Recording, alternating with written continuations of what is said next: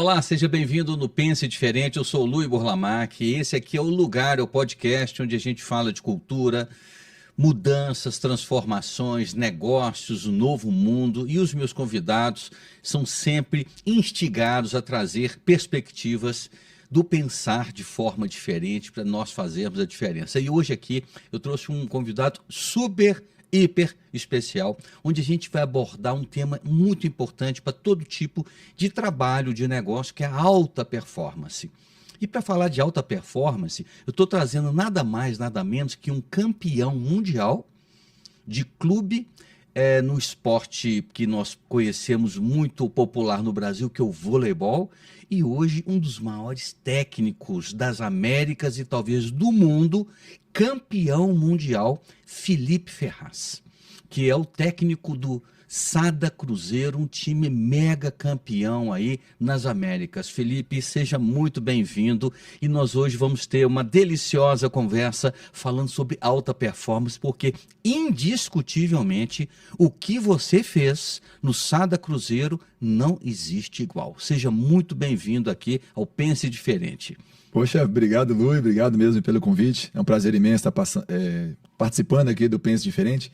E lisonjeado aí, né, com os elogios, enfim, do time do Sada Cruzeiro, que realmente é impressionante, né? É uma equipe que eu estou aqui desde 2010, né, e a gente vê aí construindo uma história realmente absurda. São 51 títulos, não é isso? 51 títulos. Em 14 anos. Em praticamente 14 anos, isso. Ninguém, nenhum time de vôlei no mundo fez uma coisa dessa, ou eu estou enganado? Não, não tem. Realmente são números absurdos, são números impressionantes que dificilmente, né, com todo respeito, uma outra equipe vai conseguir isso. E não, né, me gabando disso e eu participando de tudo isso como atleta e agora na parte técnica, na parte de treinamento. Felipe, eu quero começar, a gente vai fazendo uma história, uma viagem no tempo.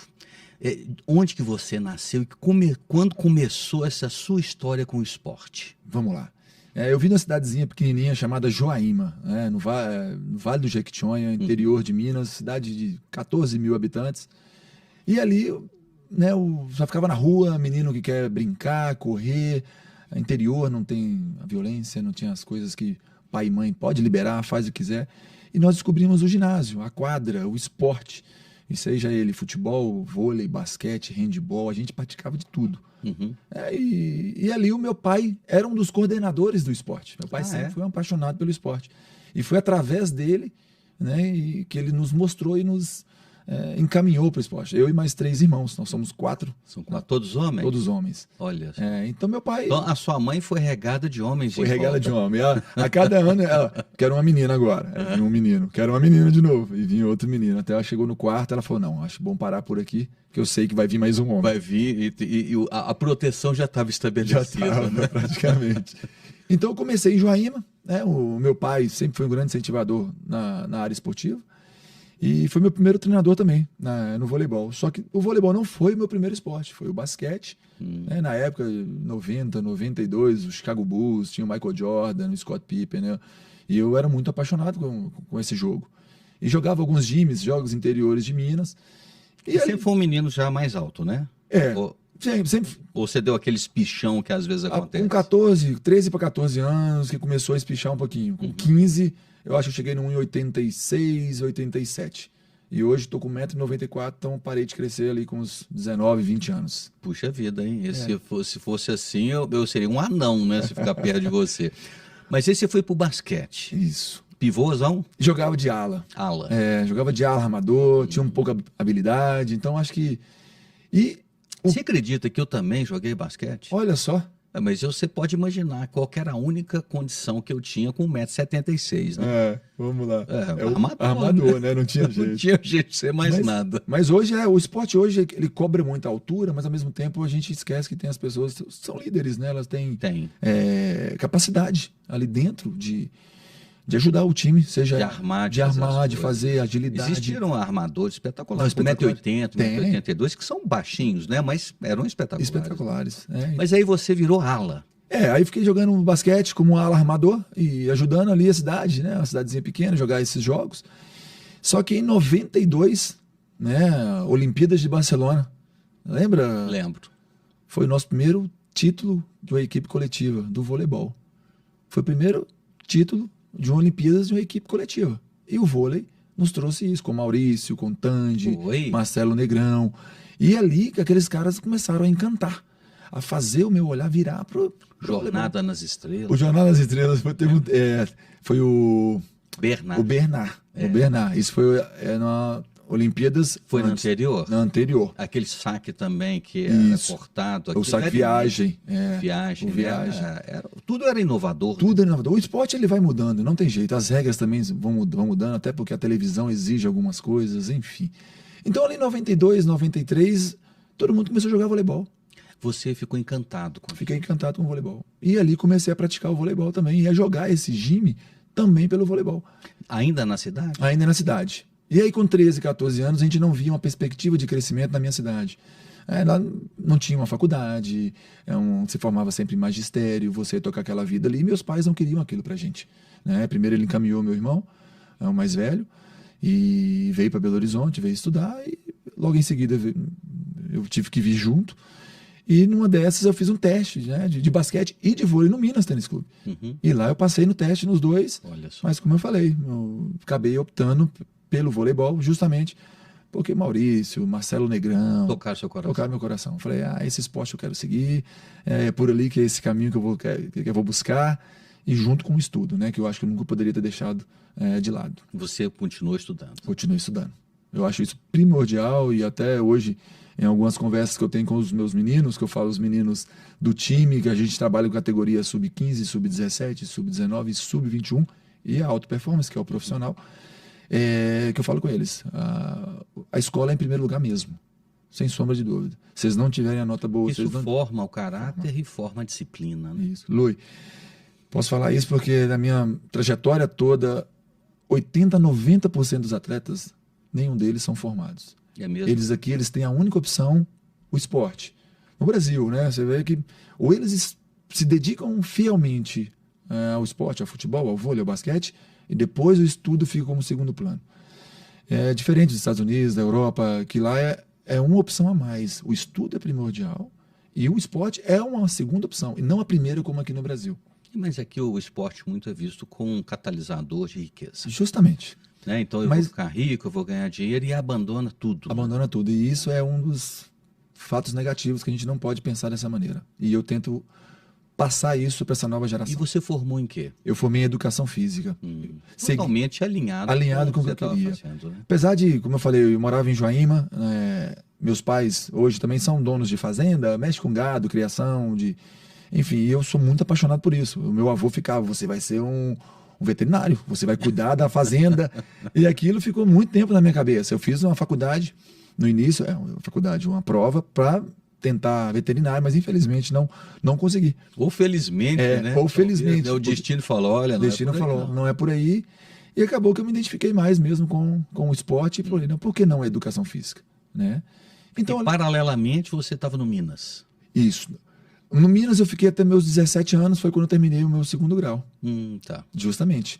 Terminei o terceiro ano. Uhum. Quando terminei o terceiro ano, pensei, preciso de um vestibular, eu preciso estudar. E aqui mesmo, ainda no primeiro ano de equipe profissional do Minas Tênis Clube, eu fiz na PUC uma administração. Passei em administração e fiquei, mas não era aquilo que eu queria. Eu não queria administrar uma empresa, eu não queria...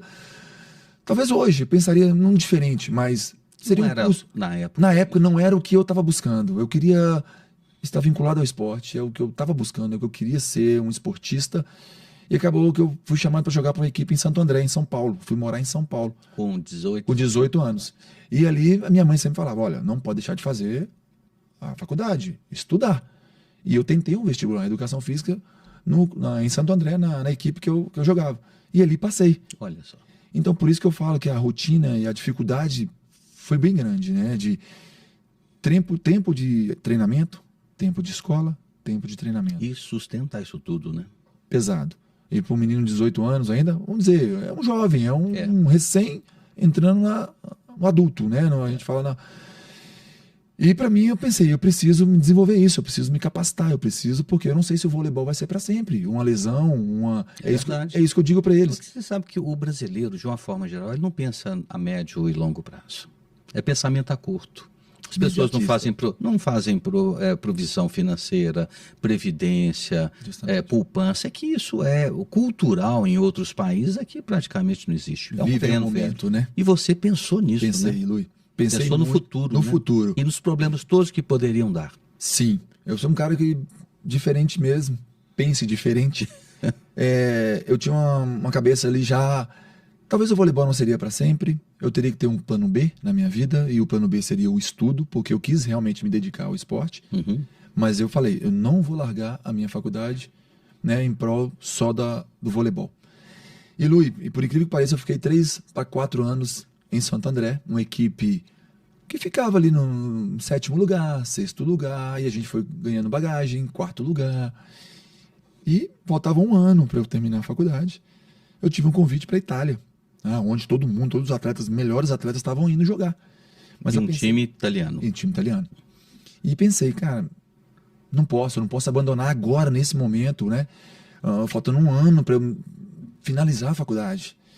Então eu deixei de ganhar uma grana, era uma coisa realmente absurda em comparado ao Brasil, né? E optei por terminar a faculdade. Para terminar a faculdade. Fiquei no Santo André.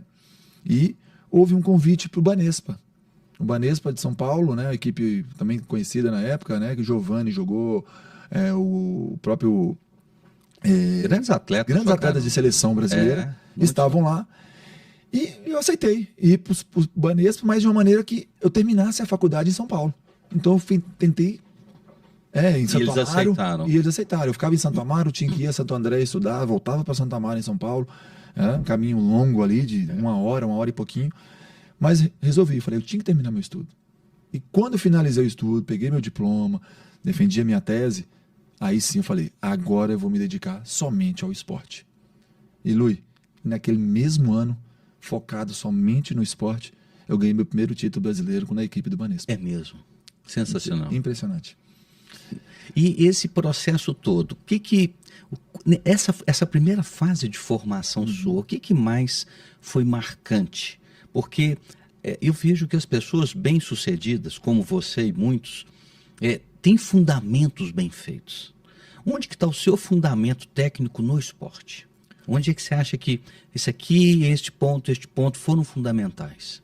Eu sou um cara de muita persistência, eu sou um cara de muita resiliência. Eu acho que na vida a gente tem que tentar e tentar.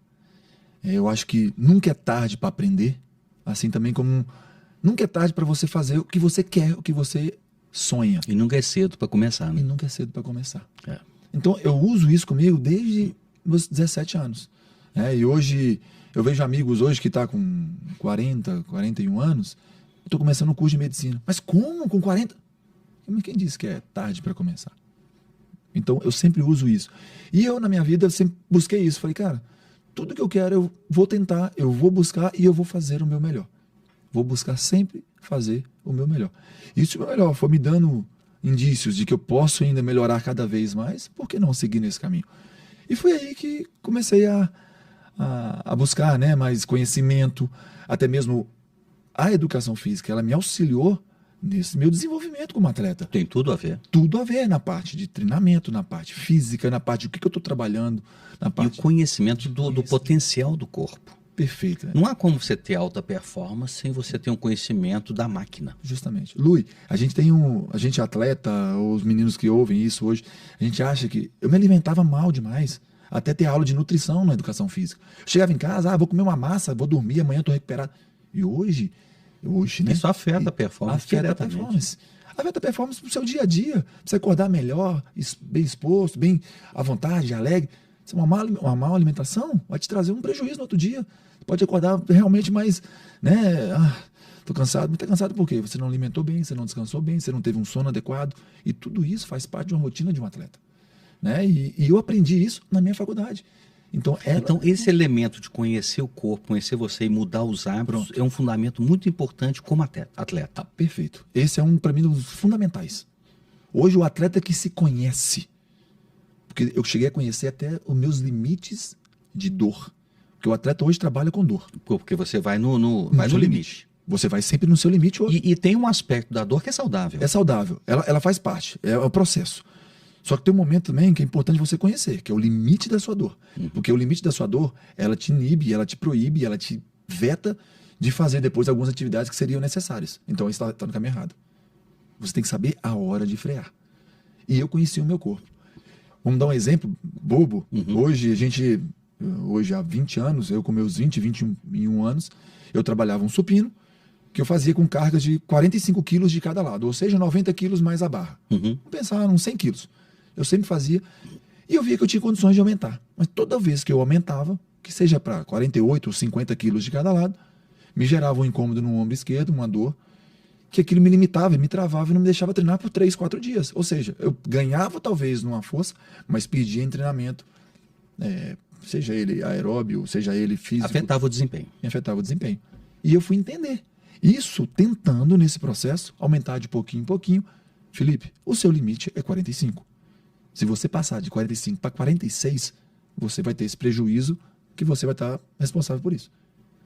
A minha vida inteira, os meninos brincam. A sua série é a mesma há 20 anos. Sim, porque eu conheço o meu corpo. Você sabe os limites. Eu sei os limites dele. Você sabe que no campo das organizações acontece exatamente a mesma coisa. Tem muitos líderes que entendem e buscam a máxima performance das pessoas, mas não sabem os limites. Aí o que acontece? Você vai no limite, a pessoa chega, por exemplo, no final de um trimestre, de um quadrimestre, ela entrega aquele resultado extraordinário. Adoece 15 dias. E aí você é atestado, ou seja, é a mesma coisa. Perfeito. Já afetou a performance no próximo quadrimestre e não é sustentável. Boa. E isso é tão interessante, olha só, tão interessante por causa do conhecimento, porque ela ganha ali o terceiro trimestre, fez o resultado, se desgastou, se desdobrou, mas entregou. Mas depois o quarto não vai, o primeiro do outro ano não vai. Por isso que é importante esse conhecimento para ter o equilíbrio, para que você entregue aquilo sempre. Com consistência. A sustentabilidade, a consistência é um elemento da alta performance. É o que a gente fala.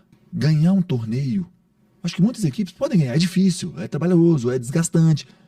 Manter um time sempre vencedor. Esse é o desafio. É o desafio, é o equilíbrio. Nós vamos falar disso aí, eu quero saber. Você tem segredos nessa história aí.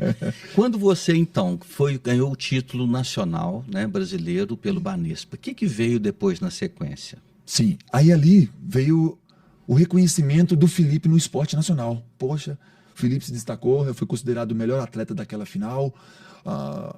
O resultado financeiro começou a aparecer, um cara que era inibido ali, não tinha tantas... vinha de uma família humilde, enfim. E ele começou a aparecer um pouquinho mais uns convites de algumas equipes com um salário melhor. E então pensei, cara, tô no caminho certo, estudado, comecei a me dar bem com o vôlei. Autoconfiança começou a aparecer. Consolidar. E justamente eu uso uma pessoa que me ajudou muito nessa caminhada. Eu falo isso que naquele mesmo ano, no processo, no Banespa, o capitão Nauber, que foi capitão da seleção brasileira, hoje super comentarista, conhecido, né? Conhecido, para mim foi um mentor da minha vida também. Um cara que me ajudou no meu desenvolvimento, no meu crescimento. Ele apostou em você. No meu amadurecimento. Ele enxergou um potencial de ser líder, de ser um capitão de uma equipe, de ser um cara diferente. E eu aprendi muito com o Nauber nos meus dias com ele, naquela equipe do Banespa. Então eu digo que hoje sim ele foi um mentor, por isso depois esse meu crescimento, esse meu amadurecimento, como capitão do time, como líder de várias outras equipes que passei, né? Toda a contribuição, lógico, do Nauber aí nesse processo meu de desenvolvimento. E depois o que aconteceu na sequência? Então eu fui para outras equipes, para ser esse líder, para ser esse cara que tinha acabado de ser campeão. Fui defender algumas equipes também em São Paulo, a equipe de Campinas, depois para a equipe da CIMED, em Florianópolis. Passei por Porto Alegre, na Ubra, né, uma universidade também, grandes times, e onde a gente trouxe resultados. Chegamos em finais, né, não consegui o título brasileiro, mas estava sempre nas finais, trazendo e levando um pouco do meu conhecimento. Com 23 anos, com 24 anos. Um atleta já tendo que mostrar sua liderança. Que eu acho ainda poucos conseguem isso com essa maturidade com 24 anos. Hoje, com 28, 29, a gente fala que é a maturidade ideal do atleta.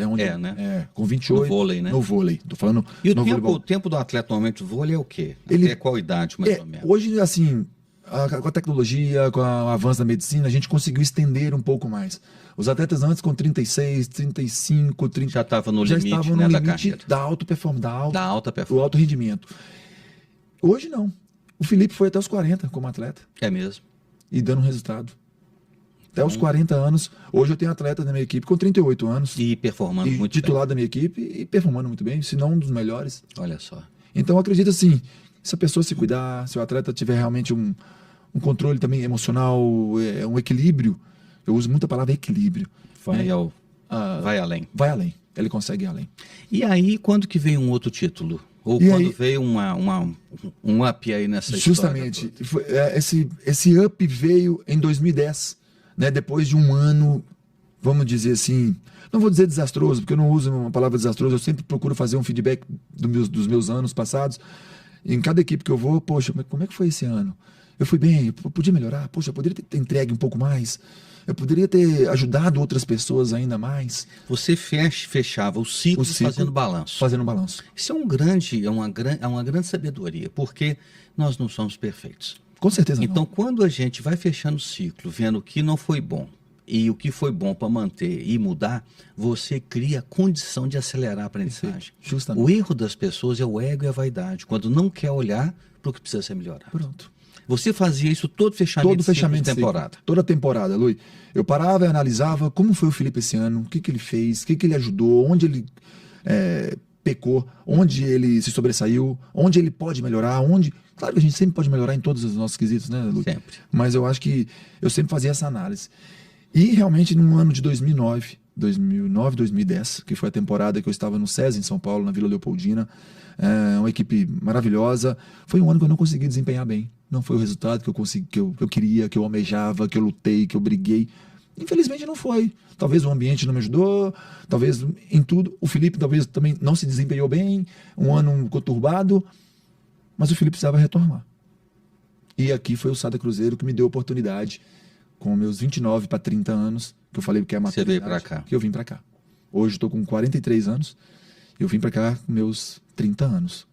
13 para 14 anos que eu já estou aqui no projeto. E você já estava na alta performance. Na alta performance. E eu precisava reassumir, retomar. Isso mexeu com você por dentro. Esse ano que você não foi bem. Esse ano que eu não fui bem. Eu me cobrei. Eu pensei, cara, olha o ano que você fez. Por quê? Eu fui analisar.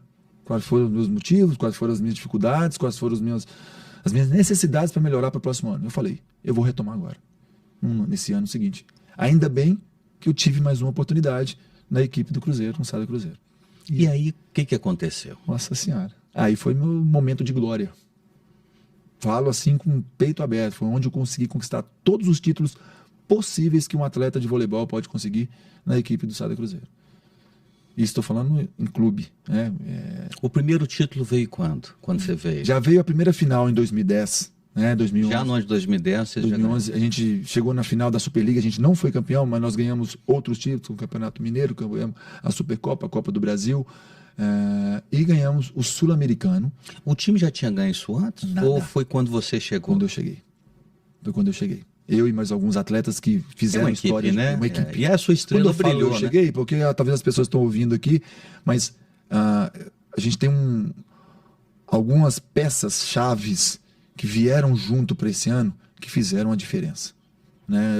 Lógico que o time faz a diferença, mas tem as peças chaves, né, que são responsáveis também, tem responsabilidade. Cria a liga, né? Cria a liga. Porque quando você cria a liga, aí acabou. Até o mediano sobe. Justamente. Um atleta mediano, ele sobe. E aquilo a gente sabia que o Felipe, que não foi tão bem aquele ano, talvez desvalorizado naquele momento, vamos pegar ele. Trouxe um levantador que também estava um pouco desvalorizado, jogando numa liga argentina, vem para cá. Trouxe um central, um ponteiro, um oposto, e ali criamos esse time de Sada Cruzeiro. E esse time de Sada Cruzeiro brilhou. O maior da história do planeta. Falo isso com todo orgulho, porque eu faço parte desse time aqui e defendo com unhas e dentes. E quando você começou a ganhar esses títulos, como é que ficou a seleção brasileira nessa história? Porque, Sim. Felipe, eu preciso abordar isso curiosamente, porque você não foi para a seleção brasileira. Não. E você era um atleta completo e indiscutível para a seleção brasileira, onde muitos comentaristas, especialistas falam, mas e o Felipe? Justamente. Me conta, o que aconteceu que você não foi para a seleção brasileira? É inacreditável uma coisa dessa. Lui, isso vou dizer hoje, eu uso isso até nas conversas que eu tenho, nas minhas palestras, eu falo sobre frustração. Né? Eu acho que muitas vezes a gente passa por algumas frustrações e é preciso também entendê-las. Uhum. E usar isso como lado bom. Uhum. Frustrei, mas usei também como combustível para ir além. E a cada ano Você não foi chamado. não fui chamado. Por quê? Eu não tenho a receita do porquê. Exatamente. Aonde eu podia ir, ou o que o Felipe poderia fazer, o Felipe fez. E foi além. A cada ano que o Felipe era considerado o melhor atleta do torneio, o Felipe era o melhor recepcionista do torneio, o Felipe era o melhor sacador do torneio, a cada ano eu me desafiava. Ah, não fui chamado? E muitas vezes, sei lá, os reservas de uma equipe que eu jogava como titular eram chamados. O Para a Felipe seleção não. brasileira e você O não. Felipe não.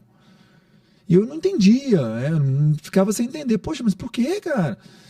E por quê? E o Felipe É o não. craque que nunca foi para a seleção brasileira e é um craque. Justamente, assim, é difícil ficar falando de mim assim, mas... Não, mas você, eu posso falar. É, Né? eu sei. Porque, querendo ou não, é só olhar a sua história. É a história. Só olhar seus títulos como jogador. Né? Nós jogador. nem vamos falar como técnico, não. Não, Falar como jogador. como jogador. Craque. Justamente. Craque. E nesses 5 primeiros anos de Sada Cruzeiro, 2010 a 2015, nós conseguimos feitos inéditos, que nenhum time sul-americano havia ganho, se sequer chegado a uma final. E, né, nós vimos aquela possibilidade de nosso primeiro ano como time chegar a uma final de um Mundial em Doha, no Catar, e nós fizemos uma final contra um time italiano absurdo financeiramente, jogadores renomados, e nós fizemos uma final brilhante contra eles, e ali nós vimos que era possível. Era possível aquele mesmo time trazer um título mundial para o Brasil, para Minas Gerais, para o Sada Cruzeiro. Então, Esse foi o primeiro título. nós ficamos em segundo, nós chegamos na final. Nesse primeiro ano que montou-se essa equipe. Nós chegamos Já no primeiro ano, primeiro chegaram na final e viram, nós chegamos até aqui. Aí Isso nós- aumentou a confiança. Isso aumentou a confiança de todos. E é aí que eu te falo. Em 2013 veio o nosso primeiro título mundial. Contra quem? Contra o Novosibirsk da Rússia, times absurdos, 2 metros, Tudo. gigantescos, Gigantesco. e jogadores da seleção brasileira. Me conta, seleção me conta um pouquinho russa. como é que foi esse jogo final. Foi lá? Não, foi aqui. Foi aqui. Foi aqui. Me conta, como é que foi os bastidores disso? Como é que vocês estavam? Falou, chegamos na final de novo. De novo. Então, para nós, a gente pensou. Lá em 2011, a gente viu a possibilidade de vencer isso lá em Doha. Aí o outro torneio foi aqui no Brasil. Né? Algumas equipes, Itália, Rússia, Brasil, Argentina, enfim. E quando nós estávamos na semifinal já, a gente pensou, mais uma vez estamos numa semifinal entre os 4 melhores times do mundo. É um inédito, isso é um feito histórico para nós. Mas a gente não quer só isso. A gente quer estar na final. A gente quer ser campeão. A gente sabe que é difícil. Você sentia que existe Sentia. sangue no time. Aquele negócio do brasileiro mesmo. De sangue, de ir sangue, pra de ir cima. pra cima, de querer, de fazer, de vamos fazer o nosso melhor. E ali, Lui, foi um espetáculo. Um 3-0 numa equipe russa. Que assim, de cair o queixo. Nosso primeiro título mundial Quem que era o capitão? era o William. William. Que eu hoje é também comentarista, né, do voleibol. E ele, naquele momento, a gente falou, cara, esse título é nosso, é pro Brasil, e aquilo a gente via que podia mais. Então foi assim, foi um êxtase tão, né, de satisfação, de um dever cumprido, de uma conquista inédita pro voleibol, e saiu na mídia e tudo. Só que a gente não queria parar por ali. A gente queria mais. Onde é que você percebeu que queria mais? Porque normalmente, muitos brasileiros, chegamos ao vamos dizer, ao reconhecimento máximo, que é o quê? É o título mundial de voleibol, né? De times, de clubes. Isso. Pronto, cheguei. Muitas pessoas vão vivendo do passado. O que você percebeu? O que é a evidência que traz esse espírito de isso não é suficiente? Boa. Isso são as perguntas que nos fazem até hoje. Mas o que vocês querem ganhar mais? Vocês já ganharam tudo, e não só uma vez. 2, 3, 4 vezes, Lui. E essa pergunta ainda fica gerando, acontecendo, e eu respondo às vezes sempre a mesma. A gente sempre quer mais. É um time incansável. Isso é coletivo. Por vitória, é coletivo. E esse coletivo, ele é moldado. A cada ano a gente faz uma transformação na equipe quando necessária. E essa transformação é importante e interessante, essa manutenção de algumas peças que vão mostrar o valor, a cultura da empresa, a cultura do time, o trabalho que o time faz, o que se faz aqui no Sada Cruzeiro, diferente dos outros clubes que já trabalhei. Então é importante a manutenção de uma base de uma equipe, que passa para esses jovens que estão, cara, eu quero ir para o Estado do Cruzeiro, eu quero ser campeão mundial, eu quero ganhar. Existem algumas Peças. figuras, peças, vamos dizer, ou elementos, ou indivíduos de performance que eles são estruturais. São estruturais. Ou seja, em outras palavras, organizações que tem gente trocando o tempo inteiro, você perde a cultura de alta performance. Perfeito. Um time que o tempo inteiro vende um jogador, vende outro, negocia um, chega outro, a performance você não consegue manter. Justamente. E a resposta que eu dava para os repórteres, para os entrevistadores, era isso. Gente, nós saímos na frente porque nós temos uma cultura aqui de manutenção de uma base de uma equipe que já se conhece, que só de olhar, só de piscar, a gente já sabe o que o outro vai pensando. E aquilo, nós saímos na frente 2, 3 meses de treinamento. Então, isso é que nós continuamos aqui a fazer. Esse é um dos segredos do sucesso. Isso é um segredo do sucesso. Ou seja, a manutenção das estruturas primárias. Perfeito. E não à toa, Lui, aí eu entro um pouquinho, e não à toa, o Felipe, depois que o William saiu, enfim, mas querendo ou não, eu já agia como capitão do time, já tinha um lado da liderança, eu segui como capitão do time, e eu sou o único remanescente no projeto desde 2010, quando montou essa equipe. Eu sou o único remanescente dessa raiz, dessa base, né, para poder transgredir. Você ficou como jogador até qual que ano? Até 2020. Então você ficou 10 anos. 2021, é da temporada 2021. É, 11 anos. 11 anos como treinador. O que você lembra que foi marcante nesse período, em termos de história, que você viveu? Eu acho que esses títulos, como eu falei, foi um momento de glória para mim, eu nunca tinha conquistado.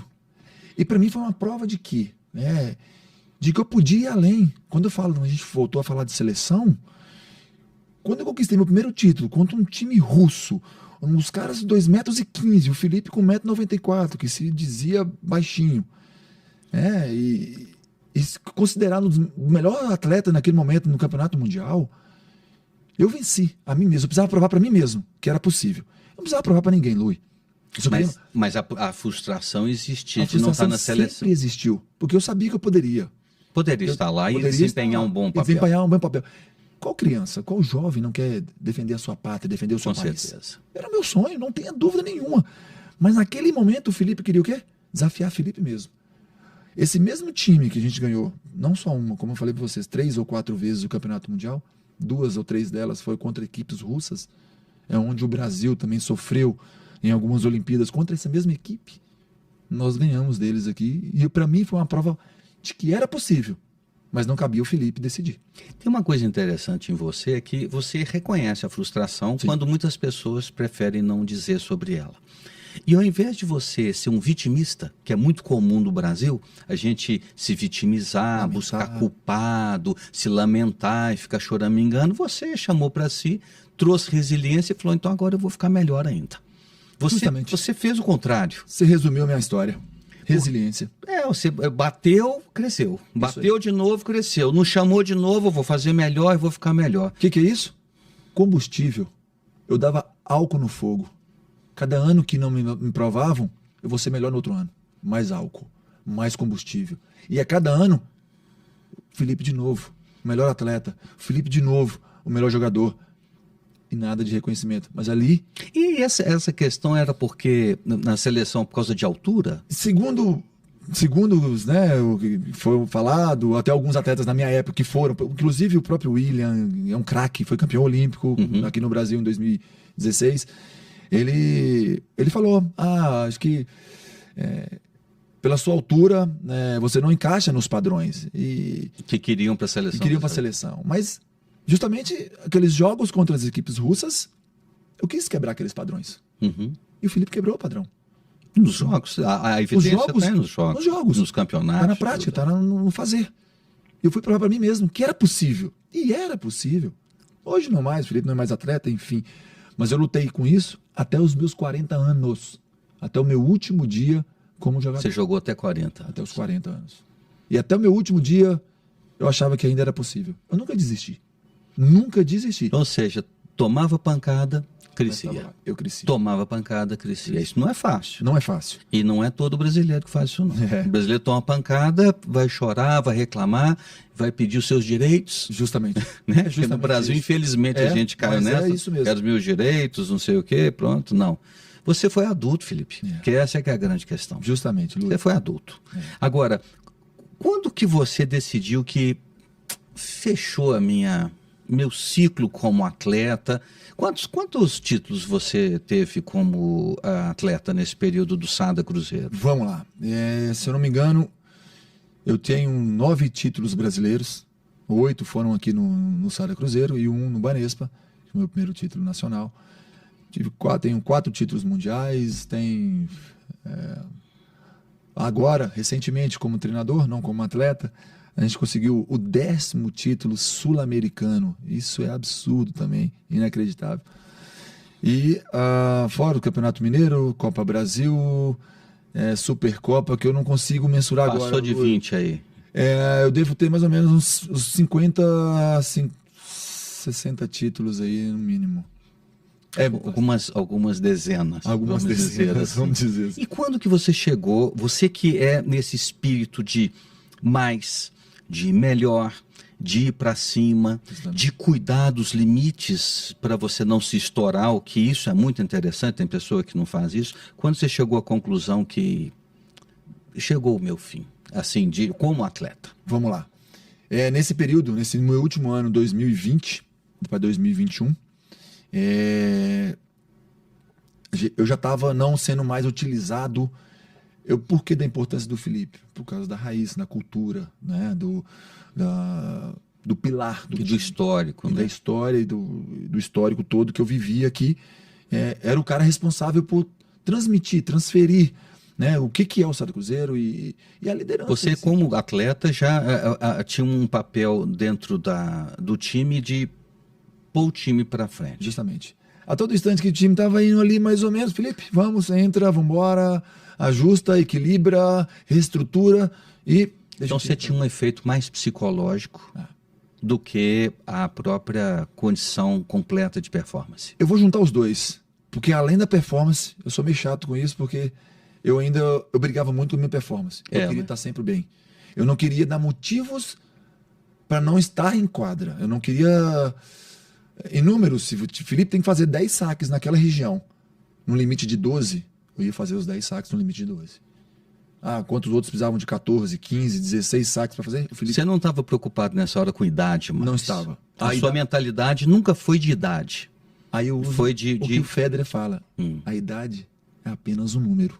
Isso é uma frase que o Federer usou quando ele estava com seus 30 e poucos anos, antes de aposentar, e jogando um tênis num nível absurdo. E ele usou essa palavra. Gente, a idade é apenas um número. E eu carreguei isso vendo essa mensagem. Você viveu isso também. Eu vivi isso. E quando você decidiu que era hora de parar? Foi justamente já não atuando mais. E lógico, a gente sabe que a gente perde um pouco em performance, em salto, enfim. Mas talvez em números, talvez não. Talvez o ataque eu vou resolver igual, eu vou passar igual, mas talvez eu vou baixar um pouco a potência, isso coisas que a idade vai nos trazendo, isso é natural.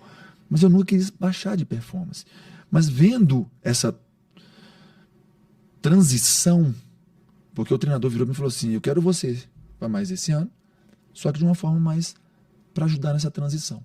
Tem um menino que está vindo no teu lugar, é um mais novo, e eu quero que você dê esse respaldo. Mesmo você estando melhor, ele vai jogar. Isso foi a frase que eu ouvi. Foi transparente. Transparente. Bacana, eu acho isso muito bacana. Você está disposto a aceitar ou não? Se você não quiser, pega, sai suas coisas e vai embora. Eu estava disposto a aceitar, a entender, a passar por esse processo.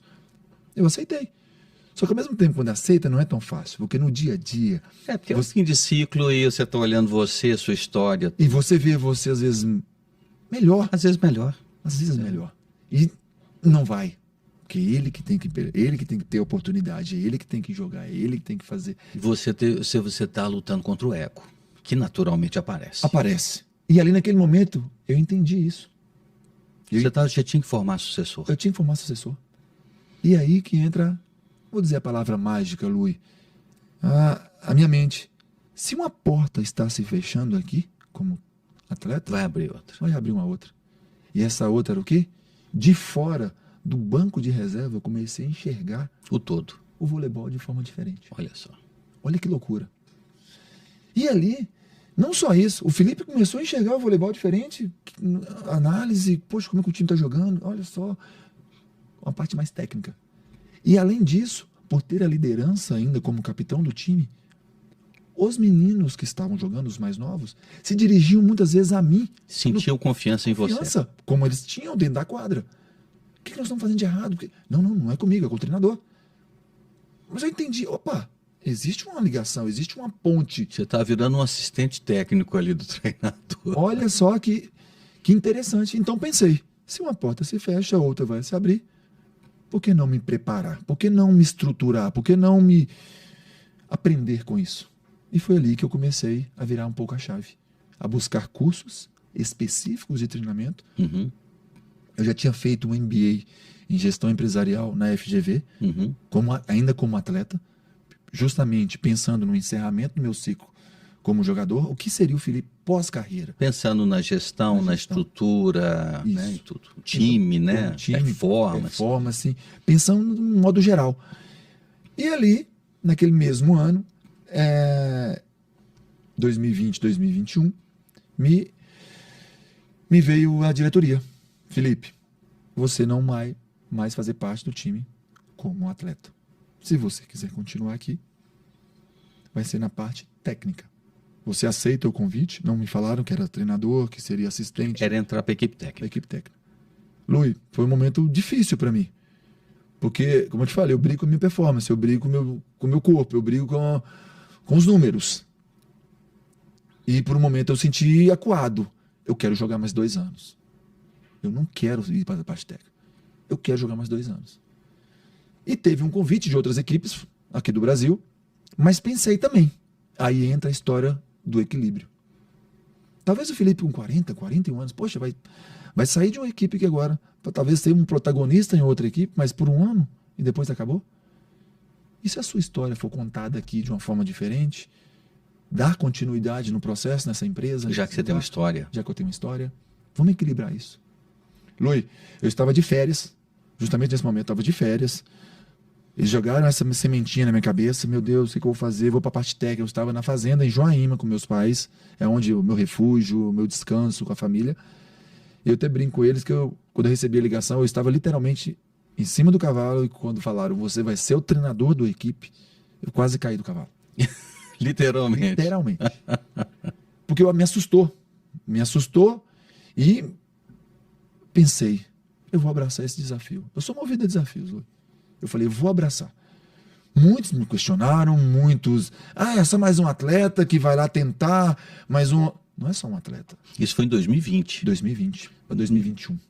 A temporada 2020 para 2021. Maio de 2021, Luiz. Então você pegou literalmente a pandemia. A pandemia, justamente. Então, 2021, eu assumi. A temporada 2021, eu assumi. Vocês ficaram um tempo sem treinar. Ficamos 5 meses ali, praticamente, sem fazer nada. E como Só foi casa. isso, hein? Isso foi em casa, a gente achando que o torneio fosse voltar, cada um... Ainda bem que eu morava em casa, hoje eu tinha uma casa em Lagoa Santa, então eu tinha um espaço confortável para poder fazer as atividades, então a gente tentava de alguma maneira manter a atividade física dentro de casa, porque se o torneio voltasse, a gente teria que estar bem. Né? E a gente foi tentando se manter, outros em apartamentos de 2 quartos, morando em trio, república, não tinha tanto o que fazer, mas fazia com o que tinha, balde de água, tentando trazer, porque não podia ir para uma academia, não podia ir para um ambiente fechado. Então cada um tentou fazer o máximo, agachamento em casa, levantava sofá. Você reunia com as pessoas, vocês conversavam? A gente conversava por vídeo, o que vocês estão fazendo? Como é que foi o treino hoje? Eu consegui fazer braço, consegui fazer perna. Putz, isso na pandemia, e todo mundo parado e você treinador novato. Justamente. Então foi ali mais ou menos que tudo isso... Motivando as pessoas a se exercitarem em casa. Justamente. Não, isso eu ainda era como atleta, Luiz. Não, eu como atleta. Tá. Quando se encerrou a pandemia e se encerrou o ciclo, eu já me transformei em treinador em 2021, porque a pandemia foi 2020. Lembra que eu falei? Lembro, 2020, 2021. Isso, maio de 2021 se encerra o ciclo. Aí é que você assumiu. Aí que eu assumi, em junho.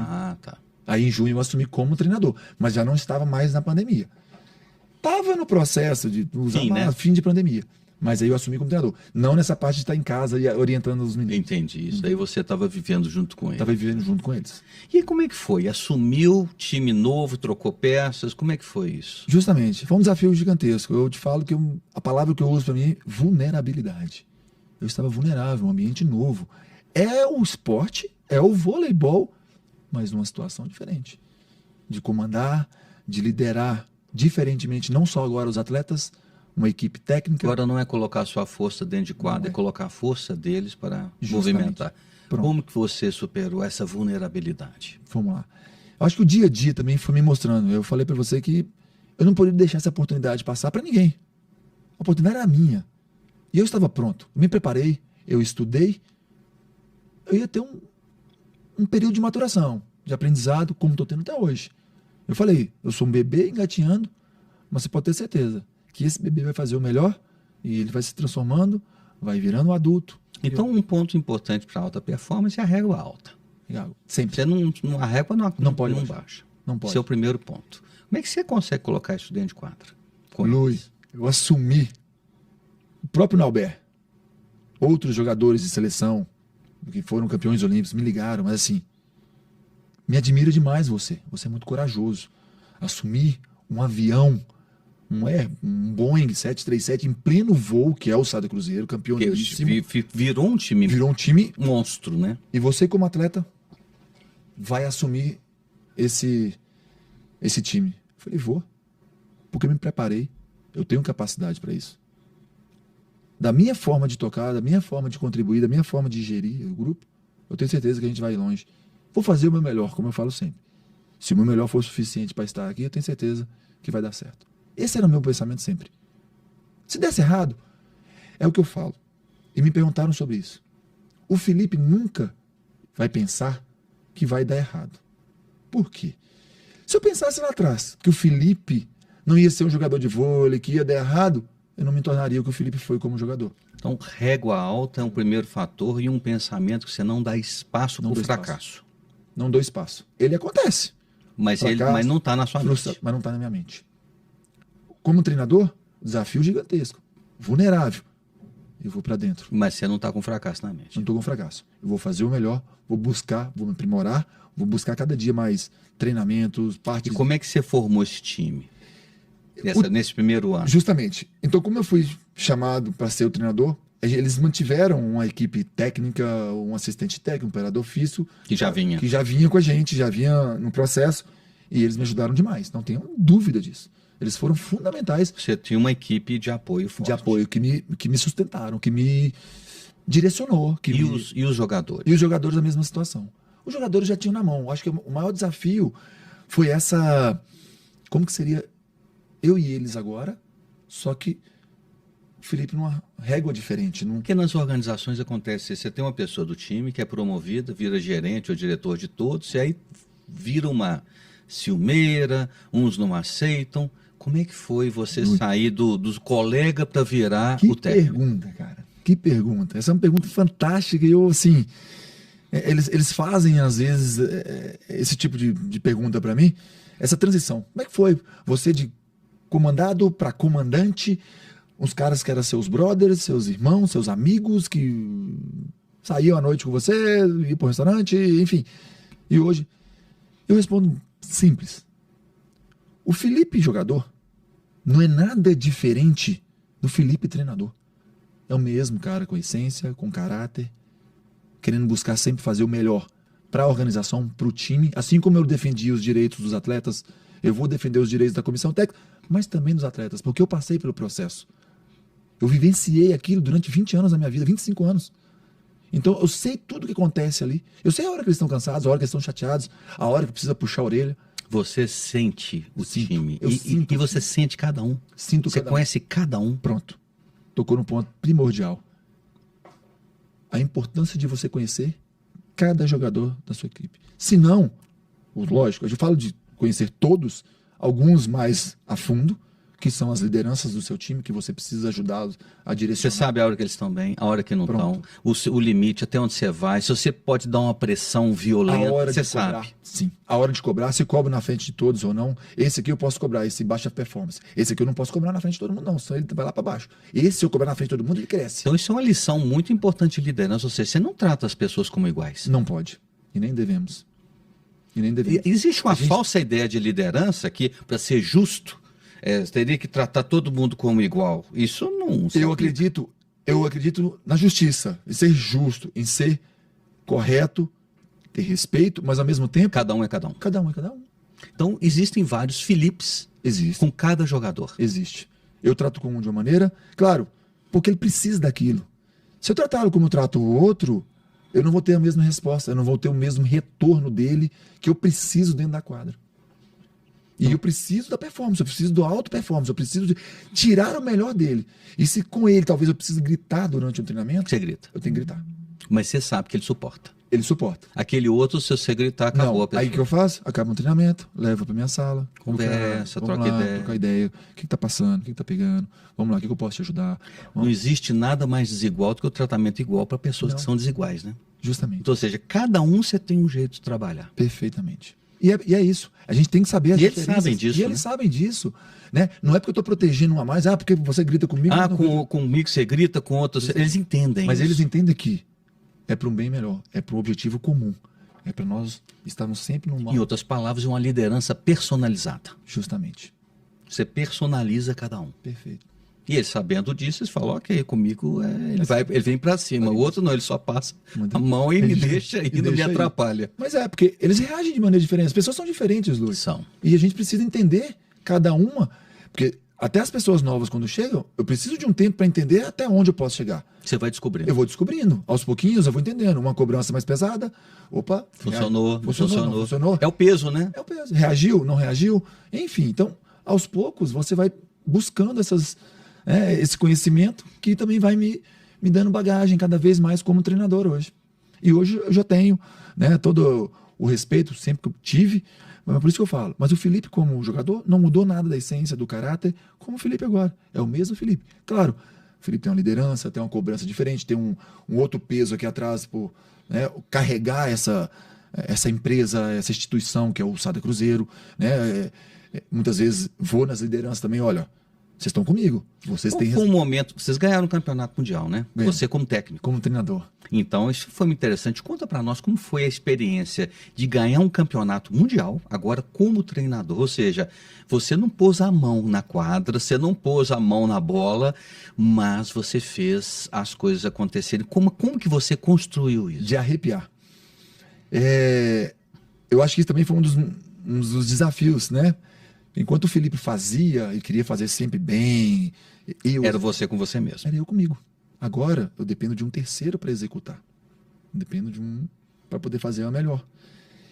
E essa construção foi diária também, essa descoberta, né? Porque como atleta eu sabia o que ele podia responder ali. Agora como treinador, ele tem aquela mesma resposta, mas eu poderia também exigir um pouco mais do que eu exigia como atleta ou como capitão dele.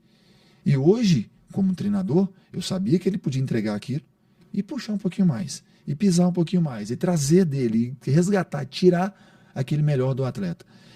E naquele ano, meu primeiro ano como treinador, que foi o ano que a gente foi campeão mundial, nós ganhamos de 6 títulos disputados. Você já chegou no primeiro ano como treinador Isso. e já virou campeão mundial. Primeiro ano como treinador, onde o mundo falava... O que você estava fazendo? Só mais um? É só mais você é um. louco, né? É, de que- pegar o... Justamente, mais um que vai... 6 torneios disputados. 5 títulos. E esse nós perdemos a final. 6 torneios disputados. 5 títulos. Inclusive o Campeonato Mundial. Que foi histórico para nós. Porque, justamente, meu primeiro ano como como treinador, uma equipe que abraçou a ideia também, poxa, vamos junto nessa. Foi até uma força maior dos próprios atletas. O cara estava com a gente aqui. Vocês estavam unidos, né? Unidos. Para valer, né? Pra valer. Não era uma união falsa. Não, jamais. Por isso, a entrega deles ali, e aquilo é no olhar, é no dia a dia. Não precisa falar, não tem precisa- fala. Não tem. Não tem fala que nós somos unidos. não Você tem. sente. Você sente, justamente. A verdade é sentida. E lá foi o que aconteceu. O que eu pedi para eles O que eu pedi para eles naquele ano, pessoal, nós temos nosso primeiro confronto, era com a equipe da Índia, não, o outro lá, meu Deus, enfim, uma outra equipe lá da Arábia. Fizemos o primeiro jogo contra eles, só falei com eles assim, esse primeiro jogo nos garante estar entre os 4 times do mundo. Esse jogo vale a nossa vida. E se essa vida, se matar um pelo outro, nós vamos matar. Eu coloquei um foco tão grande naquele jogo, Lui. Sem pensar lá na frente. Sem pensar na frente. Trazendo ali o momento, o presente. Aquele momento. Eu só queria estar entre os 4 melhores times do mundo. Por quê? Não é porque o Felipe estava com medo. Não. Eu queria dar um foco geral para eles, que a gente podia ir além. A gente podia ir mais. E quando a gente vence aquele jogo, uma tensão, 3-0, mas um jogo jogado, difícil. Você conseguiu perceber em algum momento a performance caindo e você tendo que injetar? Ou Antes. Antes? Pré-mundial. Um jogo que a gente perdeu para uma equipe no Campeonato Brasileiro, e aí começávamos um mundial. Nós saímos de uma baixa, mas eu fui em uma reunião geral, e aí foi geral. Não duvidem, não coloquem dúvida na cabeça de vocês. Eu conheço cada um de vocês, vocês têm competência, vocês têm capacidade, vocês têm força interna. Agora, se vocês colocarem dúvida na cabeça de vocês aqui, nós não vamos chegar no lugar. É o mesmo raciocínio seu, você não permite dúvida. Não coloquem dúvida. Não duvidem da capacidade de vocês. Vocês já mostraram que é capaz? Só vão lá e façam. Façam com prazer, façam com alegria. Não coloquem essa mochila, essa... E o seu papel enquadra nesse momento? O que acontecia? Ali... A figura do técnico no vôlei, pelo menos a gente vê isso muito forte, mas ele tem uma influência tão violenta no sentido positivo, tão forte. A percepção deles é essa. Como o Felipe do lado de fora comanda, a energia ela é transparente. Você vê, você vibra. A energia ela vibra. E minha postura do lado de fora era vibrante. Era o sangue nos olhos, era a cada defesa, a cada ponto... Parecia que eu estava dentro de quadro, junto com eles. Então eles sentiam aquela energia, vamos, tá todo mundo conectado. E aquilo acontecia. E quando aconteceu, Lui, quando acabou... Vocês ganharam esse jogo. Ganham esse jogo. Que ia para uma semifinal. Aí tinha mais 2 jogos, tinha mais 2 jogos. E eu só virei para eles e falei, essa semifinal, ela não me importa. Nós já estamos onde eu queria. O que eles pensaram? Importa sim, nós queremos mais. Passou para eles a responsabilidade. Eles puxaram. Eu sabia que isso ia acontecer. E nessa semifinal, um 3-0. 3-0 absurdo. Contra quem? Você lembra? Agora você me pegou. Trentino da Itália. Trentino da Itália, que também foi campeão mundial, enfim, já foi 3, 4 vezes. Tem história, Tem história. Ganhamos do Trentino. Fomos para a final contra o Civitanova, que também tinha ganhado outros mundiais. Quando chega na final, eu não fui aonde? Aqui também em Betim. Foi em Betim. Quando chega essa final, eu só viro para eles e falo assim: eu não tenho mais o que falar nada para vocês. Eu só peço a vocês que cada um vá dentro de quadra. Jogue com alegria. Porque tudo que tinha que ser construído foi construído. Foi construído. Eu já tinha atingido o meu objetivo, que era saber que eles eram capazes de chegar em mais uma final. E naquela final maravilhosa, Lui, maravilhoso. Eu falei isso com um outro 3-0. Foi 3-0. Numa equipe multimilionária, muito mais investimento, muito... Eu não vou dizer mais qualificada, porque minha equipe estava muito mais qualificada. Mas você pegar atletas, uma na seleção cubana... Primeira, né? De primeira. Equipes, como você fala, é um Barcelona contra... enfim, jogar contra outra equipe lá na Espanha. O Real Madrid contra o Manchester. Então, era o Sada Cruzeiro jogando contra a equipe lá em cima. E naquele 3-0, aquela emoção, aquela energia, o Felipe deu certo. Ou seja, você entendeu que não precisava mais pôr a pressão. Não precisava. Eles já estavam preparados. Nesse momento, eu pergunto para você, as duas coisas que eu vou te perguntar são importantes. Qual que é mais importante, a disciplina ou a motivação? Porque são elementos de performance. São elementos de performance, mas tem uma coisa, a disciplina de estar ali fazendo, executando, chegando no horário, né? Ela é importante, ela faz parte. Mas a motivação, muitas vezes, você consegue, a motivação ela é dentro, ela tem que vir dele. Talvez eu consiga trazer para você alguns insights para te ajudar a motivar. Mas a motivação é de dentro. É de dentro. E qual que é o fator mais forte, na sua opinião? Eu acho que a motivação. Hoje eu peço para eles o quê? A palavra que eu uso muito lá é agressividade, intensidade. Que vem da motivação. Que vem da motivação. Agora, a disciplina, ela cria condições Ela e a cria- motivação leva além. Pronto. A disciplina ela cria condições, você tem que respeitar, você vai. E a motivação ela te leva para um outro patamar. A intensidade, a agressividade. Agora, tem hora que a disciplina ela é mais poderosa que a motivação. Por exemplo, a pessoa vai fazer, eu quero correr, né? Certo. Hoje eu não estou motivado para correr. Mas eu falo, mas eu vou correr. Porque eu tenho que correr. Então, isso, ou seja, ela está indo não pela motivação, está indo pela disciplina. Pronto. E ela é mais forte que a motivação nesse momento. Nesse momento, ela é mais forte, porque ela faz você fazer aquilo que você não está com vontade de fazer. Essa é a razão, às vezes, pelo qual muitas vezes pessoas não emagrecem e falam, cara, eu não estou motivado a não comer. A disciplina nessa hora, Lui, eu vejo isso muito nas todos os organizações. dias de manhã, é uma pergunta que os treinadores das equipes sub-17, sub-19, eles querem, né, um pouco do conversar, aquele tempo livre que a gente tem, e eles me perguntaram isso. Como que você acorda todos os dias assim, motivado para vir? O que você faz? E eu usei as duas palavras que você falou. Ela é a disciplina É a disciplina que te leva. que me leva. E nem sempre você está com E nem sempre eu vontade. vou estar com vontade. Sabe o teu lado esquerdo que fica? Não, não vai não, você está cansado, descansa hoje. Eu vou porque eu tenho que ir. Não, eu vou sim. Eu vou porque eu vou trabalhar, eu tenho que fazer, eu vou buscar. E talvez nesse meio termo, que mesmo desmotivado, eu consiga encontrar a motivação. A disciplina leva a É uma motivação. motivação. Porque você vai fazendo, dali a pouco você vem e Justamente. tem a vontade de E fazer. depois que você faz, você fica feliz. Puta, Aí vem a motivação. vem a motivação. E a motivação, ela leva a Olha que performance. loucura isso. Que doido, né? Não, muito. Isso é da natureza humana, né? Da Mas natureza. muitas pessoas ficam esperando a motivação para fazer mudança, sendo que é a disciplina que faz muitas vezes a mudança acontecer. Perfeito. É isso mesmo. Esse é o caminho.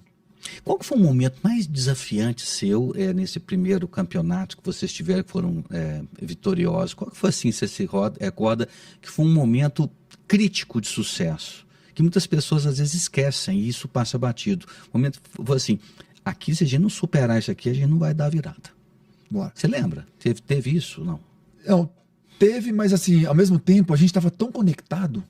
Eu acho que foi tudo no início, Lui. Por que no início? Foi mais No começar a pré-temporada, de como que a gente vai alinhar tudo isso? Poxa, o Felipe tá chegando. Como que vai ser? O alinhamento foi O alinhamento. o momento crítico Crítico. de sucesso. Eu falo isso, eu vou contar até uma história, parece, mas é interessante. Uhum. Eu sempre estava, se você entender como é que é o ginásio a gente treina na parte de baixo, e a gente tem a parte da academia também embaixo. No segundo andar, a gente tem a parte da diretoria, e tem a parte da comissão técnica e a parte da fisioterapia. Uhum. Né? E eu só ia para a parte da fisioterapia quando precisava tratar um ombro, joelho e tal, nunca ficava lá em cima. E no meu primeiro dia já, Lui, eu subi para a parte técnica, para a sala, como essa sala que nós estamos aqui. E quando eu chego, todos nessa mesa, tinha uns 8 sentados, de repente, Lui, nesse canto aqui, uma cadeira enorme para mim, olha lá, a cadeira do técnico, do Felipe, treinador. Pá. Lui, eu entrei na sala e pensei, caramba, é diferente para mim. Aquilo já me deu um certo nervoso. O que vai ser esse primeiro dia? Como que eu vou conversar com eles? Lógico que eu me preparei, eu sabia o que poderia, né, o que tinha que ser falado, enfim. E eu sentei naquela cadeira, mas ao mesmo tempo, vendo eles ali, já tinha trabalhado com eles como treinador, como jogador, e não como o líder agora, como técnico, como comandante. Aquilo por uma semana me incomodou. Todo dia que eu chegava, aquela cadeira diferente me incomodou. Eu falo isso, parece que todos eles vão te contar dessa mesma maneira. No meu 5º dia, quando eu falei uma semana, mas no meu 5º dia, Lui, eu entrei naquela sala, todos estavam assim. Eu puxei aquela cadeira de lado. É uma cadeira, eu te falei, uma cadeira de conforto, cabeça. Pô, eu não sou rei, eu não sou nada aqui. Era um trono, né, quase. Trono. Né? Eu sou um aprendiz como vocês. Eu sou um cara que estou buscando o mesmo objetivo que vocês. Eu sou apenas um caminho que nós vamos traçar juntos. Peguei essa cadeira, mas eu dei um bico nela, eu joguei ela para trás. Ela bateu lá, todo mundo assustado. Eu falei assim, a partir de hoje, quem quiser sentar naquela cadeira, pode sentar. Eu vou sentar nessa aqui igual a de vocês, porque a gente trabalha pelo mesmo propósito. Se alguém de vocês se quiser, fique à vontade. Você criou um propósito comum, Acabou. onde você está junto. Até a minha forma Você respirou. de respirar aconteceu. aquilo estava me incomodando. Eu não sei se foi aquilo ou se aquilo foi uma forma É simbólico. simbólica. Você quebrou o simbolismo do distanciamento e da estrutura de poder onde eu Pronto. mando e vocês Você está me obedecem. ajudando a entender isso ainda mais hoje. Talvez eu nem tenha essa complexidade de palavras como você tem, essa facilidade, mas ao mesmo tempo você me ajuda a entender isso. E eu não fiz por querer, não, isso não foi matutado. Isso foi um acontecimento na hora. Aquilo me incomodou mesmo. Foi instinto. Instinto. E aquilo fez, Aquilo te libertou. me libertou. E aquilo abriu o canal de comunicação para Pronto. vocês criarem a união. Para criar a união. Eu falei para você, foi na pré-temporada, no começar. Um desafio gigantesco. E depois daquilo, surgiu treinamentos, conversas, trocas de ideia, trocas de informações. Aí dá para perceber uma coisa importante. Você, consciente ou inconscientemente, para você conseguir essa alta performance para chegar a ser campeão do mundo, você construiu relações de confiança. Perfeito. Enquanto você, o que eu vejo isso também em muitas equipes de alta performance nas organizações, se não tiver uma relação de confiança, você não pode colocar pressão. Não pode. Não E as pode. pessoas, os líderes erram quando eles colocam pressão sem ter construído relações de confiança, sem conhecer o outro. Justamente. Então você tem a capacidade hoje de ir além, de exigir, de tudo que a relação está estabelecida. Pronto. Esse foi o ponto central. Esse é o ponto central. Perfeito. Você chegou no ponto que eu queria. E a partir disso aí, houve a confiança, houve a sinceridade, há também humildade de reconhecer. Eu não sei tudo, pessoal. Me ajudem. Vamos? O que eu posso fazer para ajudar a vocês? O que eu posso fazer para ajudar, para melhorar o desempenho do time? Vamos? Agora tem uma coisa que o tempo inteiro você não abriu mão, né? Régua alta. É igual. Isso aí Se tem que ter alta performance, é o seguinte, é além, é além, é além. não dá para baixar. Não dá espaço para nenhum jogador falar assim, ó, tá demais, já tá bom, tá ok, Não tá dá. ótimo. Não tem isso não. Não dá para baixar. Não tem espaço Não no tem time. espaço para isso. Acho que por um momento, se sentirem isso, talvez do Felipe não. Isso contamina, né? Isso contamina. E do Felipe não. Porque o Felipe, é como eu falo, por que será que o Felipe está no projeto até hoje? Porque desde como atleta, eu nunca baixei a minha régua. Como jogador, para mim mesmo. Não é para ninguém. Para mim. Eu queria ser cada dia melhor. Trabalhar mais. Fazer mais. Eu quero melhorar. Eu quero ser melhor do que eu fui ano passado. Eu quero ser melhor do que a temporada passada. Eu quero E melhorar. como foi a temporada seguinte? Depois que você foi campeão mundial. Fomos campeão mundial e tudo. Temporada seguinte, já um pouco mais. Veio o quê? Ah, foi tudo sorte. Ah, sério? Aí eu tô assim, caramba, 6 torneios, tudo sorte. Vamos lá, a equipe tava unida. Esse ano agora. Mas essa sorte veio de dentro ou dos comentários de fora? Comentários de fora. De A fora. gente sabe o que a gente fez. A equipe sabe, o time sabe. Como eu falei, a união, a energia estava fechada. Mas veio aquelas. Agora é o segundo ano. Como vai ser? Os atletas já não vão mais brigar por ele. Já foi um ano só. Vamos abraçar o Felipe tá assumindo agora. E babá, vamos pro segundo ano. Felipe reassume de novo. Vamos tocar o projeto, vamos começar mais uma temporada. Temporada desafiadora de novo. Ah, agora é o quê? Reafirmação, então? Agora eles estão querendo isso, estão buscando isso. Eu não ligo para as notícias, de verdade. Eu faço o meu trabalho.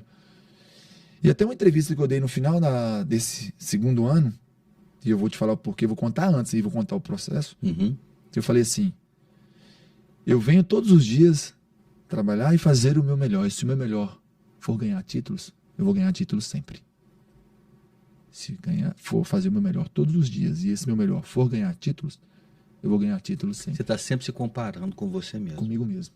Sabe por quê? 6 torneios disputados novamente. Nós somos a única equipe no Brasil que disputa esses 6 torneios, que a gente joga mundial, a gente joga um sul-americano, que essas equipes do Brasil não jogam. Ganhamos 5 novamente. De novo. Menos o mundial, mas Menos. ganhamos 5. No mundial chegaram? Chegamos na final, perdemos a final. Chegaram na final de novo. Lui, impressionante. E pensei, tá aí. Então você foi vice-campeão mundial. Fui vice-campeão mundial. No primeiro ano seu Campeão. como técnico, campeão, no segundo vice. Vice-campeão. Então assim, Lui, Bom, Se era pensando em alta performance, pensando em alta performance. o que faltou para ter sido bicampeão como técnico? Ali eu acredito que nós somos superados por uma equipe realmente que foi melhor que a gente. Ela foi melhor. Foi melhor. Ela foi mais competente. Ela jogou um voleibol diferente do nosso que nos envolveu. Ela nos envolveu. E mesmo, não estou falando que nós jogamos num alto nível, nós não conseguimos sair daquilo. Mesmo tentando estratégias diferentes. Foi quanto o jogo? Foi 3-1. 3-1. 3-1. Foi um 3-1, mas que a gente não conseguiu realmente avançar. Mudamos 2, 3 peças, mudamos estratégia de jogo que já estava O programado. que você faria diferente, baseado nisso? Voltasse no tempo. Fala, pô, eu sei que eu vou encarar isso pela frente. O que você teria ter feito diferente como técnico? Ou não teria jeito mesmo, porque eles foram extremamente competentes? Eles foram extremamente competentes. Deixo bem claro mesmo. Eu falo isso porque o próprio treinador, né, que ganhou lá, ele falou comigo. Os 6 titulares deles eram 6 de seleções de cada país, um russo, um italiano, um cubano. Você tinha quase uma seleção global. Calma. Nem era de um país. Eu não terminei. E os 6 reservas eram 6 titulares de outras seleções também. Um italiano, um francês, um polonês no banco, é um Dream Team, de 12 equipes. E ele falou pra mim, o primeiro jogo dele, pra você ter noção, no campeonato, ele jogou com toda a equipe reserva. E tinha jogador que era titular da seleção brasileira, no caso vou usar o nome que é Flávio, ele era o reserva desse time, jogaram contra o primeiro jogo, ganharam de 3-0, eu falei, caramba, ele entrou com o time reserva e ganhou um 3-0 fácil. No segundo jogo ele entrou com o time titular, um atropelo, parecia que absurdo. Terceiro jogo ele brincou com o que ele quis fazer, põe quem eu quero, do titular, do reserva, e afinal ele simplesmente destruiu. Foi realmente superior. Era uma seleção global. Então, infelizmente, eu falo, o Felipe não tinha o que fazer. O time também fez tudo que podia. Fez tudo que podia. Infelizmente, acontece. Você tem a alta performance não significa que você vence todas, justamente, mesmo chegar na alta performance. E nós tivemos alta performance. Só que a equipe foi muito superior. E ali nós falhamos, não. Perdemos. Não, vocês perderam porque tinha que perder. E faz parte. Perdeu de cabeça em pé. Pronto. Mas vocês tiveram 5 vitórias. 5 torneios, 6 torneios, 5. Campeonato Brasileiro. Campeonato Brasileiro, Sul-Americano, Copa Brasil, a Supercopa e o Campeonato Estadual, que é o Campeonato Mineiro. E você chegou nesse período agora, que você teve já esses 2 anos mostrando sua capacidade como técnico, eu tenho certeza que você ainda é um grande insatisfeito com você mesmo, né? Mesmo você tendo esse sucesso todo. Já ventilaram você, talvez, até assumir uma seleção brasileira? Ô Luiz, há um tempo atrás, eu ouvi também de comentaristas, de entrevistadores, poxa, você é o treinador do próximo ciclo, enfim, você que vai... Mas assim, eu não fico muito pensando sobre isso, é aquilo que eu te falo. Eu vou fazer o meu melhor todo dia lá no meu clube, eu vou trabalhar, eu vou correr atrás. Se isso for destino e de reconhecimento, talvez, de uma seleção brasileira, por que não?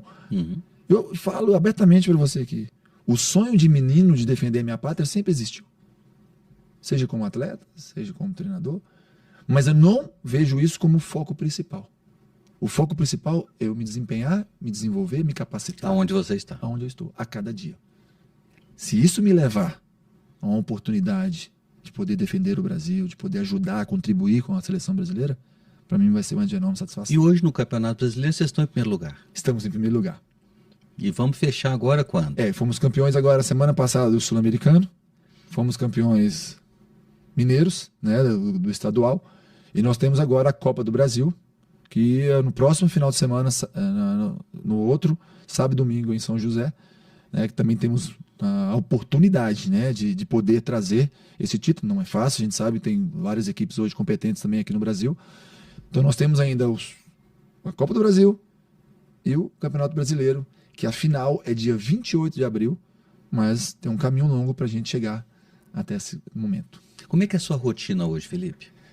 Rotina pesada, rotina de deixar os meninos na escola, eu acordo às 6 horas. Você acorda cedinho? 10 para 6, vamos deixar bem claro. Eu acordo 10 para 6 todos os dias, eu e minha esposa. Levantamos, eu tenho 2 filhos, né, um de 13 e um de 11 anos. A gente prepara o café, faz uma mesa gostosa em família, até umas 6h40, 6h45 a gente sai. Sai eu junto com a esposa, levo os meninos na escola e vou pro Cruzeiro. Só que eu chego lá às 7h15 e ali eu aproveito porque meu treino é às 9 da manhã. Então eu aproveito aquele momento para cuidar de mim, cuidar do meu corpo. Eu faço uma academia, eu faço uma corrida, eu faço todo dia? Todos os dias, um treinamento. do Felipe. Uhum. E a minha esposa também vai pro caminho dela, vai fazer... Ela também veio do vôlei, né? Ela também veio do vôlei. Ela foi seleção brasileira, ela jogou no tempo do Zé Roberto Guimarães. Então é campeoníssima também, Luciana. E hoje cuida da casa, cuida dos meninos, é uma mãe exemplar. Eu acho que eu não trocaria, né, por nada pela educação dos meninos, os ensinamentos. E vocês têm os valores, né, muito consolidados como família. Perfeito. Né? E isso para nós é de extrema importância. Aí você se cuida e depois? Depois começa o treino às 9 horas. Esse treino vai até umas 11h30, 11h30, quase meio-dia. Às vezes se extrapola um pouco, vai até meio-dia. Parte técnica, parte física, parte mais de cada individual, que a gente diferencia os atletas. E saio de casa, do trabalho meio-dia e pouco, busco os meninos na escola às meio-dia e meia. E a gente vai almoçar juntos. Você conseguiu balancear a sua carreira profissional com a família. Com a família. Você está presente com a família. Para mim é fundamental. Hoje, eu passo muito mais tempo, às vezes, com a família Sada Cruzeiro, com o time. Porque a gente tem muitas viagens. Isso não tem como escapar. Não tem como escapar. Mas os momentos que eu posso estar junto à família... Você assume o papel. Assumo o papel. Então eu pego os meninos na escola, pego a esposa, a gente almoça junto. Por volta de 3h15, eu tenho que estar saindo de casa, porque o treino volta a ser às 4 horas da tarde, Luiz. Hoje nós estamos aqui nesse podcast, papo aqui, porque vai ter treino ainda. Tem treino às 4 horas. E então eu treino de 4 até às 6h30, e ali se encerra o meu dia, volto para casa, é a hora que eu tenho mais com a família, de 7 até a noite, é a hora da gente dormir. Esse é minha rotina diária, fora, lógico, os dias que tem jogos, os dias que tem viagens, né, que às vezes, por exemplo, essa semana que vem jogo numa terça em Uberlândia, jogo na quinta em Campinas, jogo no sábado em Suzano, jogo em Florianópolis. Então, a cada 3 dias são viagens para esses jogos, entende? Se a gente for pensar do ponto de vista de uma organização, de uma empresa, muitos executivos, pessoas de recursos humanos, de pessoas, e muitos profissionais e líderes assistem ao Pense Diferente. Se você fosse dar um conselho assim, o que faz uma pessoa chegar a uma alta performance? Quando a gente pensa num profissional, ele está ali dentro de uma organização para conseguir produzir, fazer as coisas andarem para frente, para a organização servir a sociedade. Perfeito. Né? Então, quanto melhor a organização performa, melhor ela serve à sociedade e a sociedade devolve a ela aquilo que ela está fazendo. Se você fosse orientar um profissional, né, o que faz uma pessoa chegar e manter-se na alta performance baseado na sua experiência bem-sucedida no esporte? Ô, Luiz, eu usaria assim, não sei se isso vai ser tão simples, mas para mim, se tornou simples a partir do momento que eu entendi. Quando eu usei a palavra para você, que desde o início, eu levo como para minha vida equilíbrio. Se a gente tiver equilíbrio na vida pessoal e profissional, eu acho que você consegue desempenhar bem. A partir do momento que você alterna demais, desequilibra demais, o pessoal vai praticamente te afetar no profissional. E se você também, muito sucesso, é só profissional, você desempenha ruim lá na sua família e as coisas não caminham bem. Vai te frustrar depois também no profissional. Então acho que tudo é você encontrar esse equilíbrio. E eu falo que sem a minha família, sem o meu respaldo da minha esposa, dos meus filhos, nada desse sucesso seria possível. Nem um pouco desse sucesso seria possível. Ela me dá a tranquilidade de poder viajar, de saber que eu estou cuidando, ela está cuidando dos meninos, está dando uma boa educação, uma boa alimentação, está sendo acarinhados, né, acolhidos, amor, né? Com amor, com tudo. Coisas que eu vou estar desempenhando o meu melhor, porque eu sei que eles estão bem cuidados. Se houvesse talvez um desequilíbrio grande nisso aí... Isso seria um dreno de energia. Seria. Então, eu acho que eu poderia falar isso. E eu acho que hoje é essa dor também que um CEO, um diretor... Esses negócios de viagem demais, trabalho demais... Estão todos drenados energeticamente. Precisam de um equilíbrio. Que se não houver o equilíbrio, dificilmente você vai conseguir ter uma vida saudável, tanto para você pessoal... poder usar o máximo potencial. Pronto. Por aí. Engraçado, porque quando você fala isso, eu me recordo muito de analisar as pessoas como uma usina de energia. Certo. Nós somos uma usina Perfeito. de energia. O que a gente come produz energia ou rompe, né? E chupa a energia. Os problemas que a gente tem com as pessoas que a gente cria pode levar a nossa energia toda embora. Pode. Então, em outras palavras, ou seja, esse equilíbrio ele fortalece a nós como uma usina de energia. Perfeito. E a casa é o repositório sagrado. Eu gosto de chamar isso até nos meus livros, que o que é a casa, o que é o nosso lar? É o repositório sagrado de energia. Perfeito. Se você leva o que há de pior para lá, o que acontece? Você não tem paz. Justamente. Você contamina a sua casa, né? E aí você não consegue renovar a energia, porque os problemas já vão existir sem a gente fazer esforço nenhum. Normal. O que acontece? Chega em casa, é o lugar que a gente tem para quê? Para repor energia, para a nossa usina funcionar. E o que me mostra é que você conseguiu realmente, de prática, de fato, equilibrar, né? Justamente. Essas duas coisas. E é necessário. E depois que eu entendi isso, que eu vi o quanto é importante mesmo a gente ter esse momento com a família, o momento que você vai desempenhar melhor. Importantíssimo. Então eu uso essa palavra, um equilíbrio nas duas partes, pessoal e profissional. Nós estamos praticamente chegando ao final aqui nesse bate-papo e você pode trazer para nós aqui uma força, né? Porque conversando com você eu sinto essa força, essa capacidade de fazer. E muitas pessoas falam em poucas palavras e muita ação. E eu sinto isso em você. Você de pegar, de fazer. Isso leva as pessoas para frente. Se nós formos parar para pensar num jovem que está começando, a geração Z, que hoje é um grande desafio, as pessoas que não querem nada ou querem tudo, mas não tem fundamento, ela não é uma geração, salvo exceções, obviamente, ainda ajustada e alinhada para o melhor. Se eu fosse dar um conselho para um jovem que está começando a sua vida profissional, seja no esporte, seja num trabalho, seja qualquer coisa, além do equilíbrio, o que você recomendaria como um bom início de jornada para ser uma pessoa bem-sucedida no que ela se propõe? Qual que é a recomendação sua para esse jovem? Vamos lá. Interessante pergunta, difícil pergunta, mas ao mesmo tempo, o que eu posso dizer? Eu acho que hoje a gente não pode ficar... porque hoje eu vejo muito e leio também algumas situações falando sobre... essa geração não é a mesma geração que a gente antes, eles não trabalham como a gente trabalha, a internet chegou e esses meninos não querem fazer nada. Às vezes a gente tem que tirar coisas boas também, talvez, e não ficar só comparando, só dando porrada, só destruindo. Claro, a internet chegou, essa geração nova, a única coisa que eu faço para os meninos é o quê? Que muitas vezes eles querem o resultado, mas eles não querem passar pelo processo. Eles querem o imediatismo, como você falou lá atrás. Eles querem alcançar logo. Como é que chega logo? Estou falando isso pelo meu filho. Está com 13 anos, 14 anos, está entrando para o mundo do esporte, está entrando para o voleibol, estou dando um exemplo dele.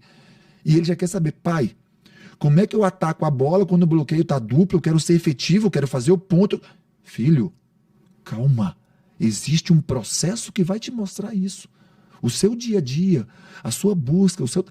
Não é tudo que vai ter respostas hoje no Google, não é tudo que você vai encontrar. É preciso passar por processo. Tem etapas a serem cumpridas. Existem etapas a serem cumpridas. E que muitas vezes, se a gente pular essa etapa, lá na frente você vai ficar defasado de alguma situação. O fundamento não está estabelecido. Não está estabelecido. Você sabe que eu encontro muitos CEOs de empresas que não têm fundamentos.